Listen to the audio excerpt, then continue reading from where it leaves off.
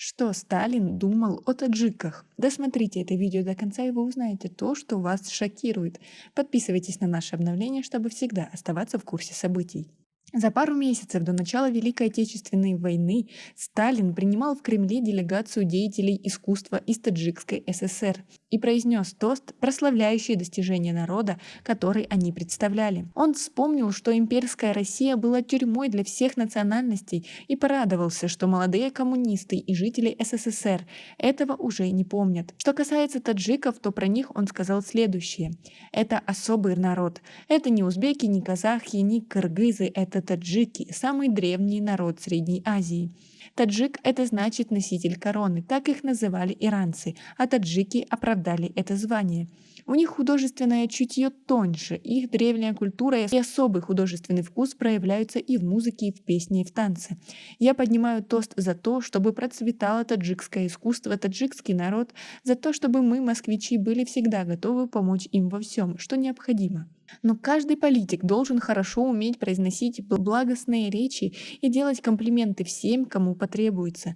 Не отрицая в данном случае правильность слов и искренность советского вождя, хотелось бы сказать, что его действия не всегда были справедливы и оправданы политическим моментом. Как вы относитесь к таким словам Сталина? Свои ответы напишите нам, пожалуйста, в комментарии. Но как же на самом деле вождь относился к Таджикистану? Стоит начать с того, что осенью 1935 года хлопкоробы Таджикистана впервые выполнили государственный план сдачи хлопка-сырца на 135%.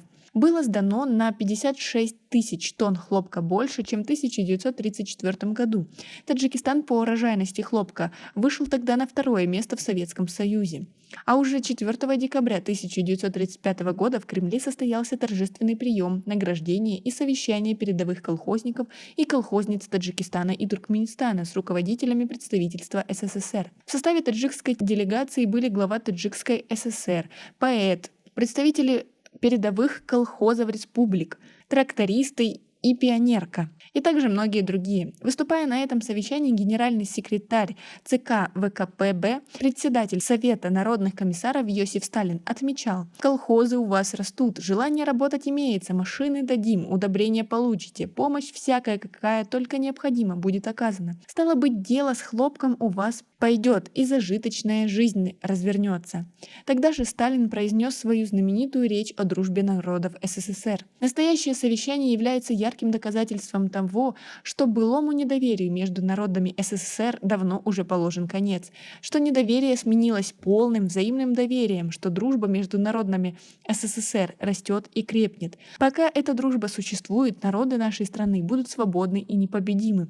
Никто не страшен нам, ни внутренние, ни внешние враги, пока эта дружба живет и здравствует. За отличную работу Сталин дал распоряжение представить к высшей награде ордену всех участников и участниц данного совещания и дать по грузовику и трактору совхозам и колхозам, представленным на мероприятии. Историки говорят о том, что Сталин хорошо относился к Таджикистану как к аграрной стране и что она приносила большую пользу Советскому Союзу. Но на самом деле, по словам историков, как особой к таджикам любви он не испытывал, как и ненависти. Сайфулло Мулладжанов не отрицает роли отца народа в создании Таджикской Советской Республики, но говорит, что нельзя забыть о злодеяниях Сталина в отношении к таджикам. Одно из них связано с событиями 1929 года в Афганистане. Сталин сыграл чуть ли не ведущую роль в свержении правительства таджика Хабибуллахона Талакони, более известного как Бача-и-Сако.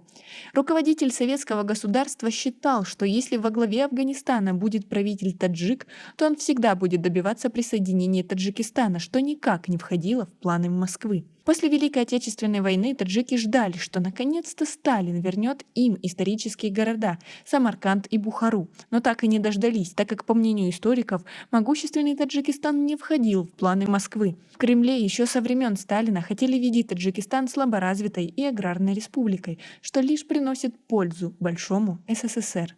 Как вы относитесь к такой ситуации? Свои ответы напишите нам, пожалуйста, в комментарии. У нас пока на этом все. Оцените наше видео подпиской и лайком. До скорой встречи!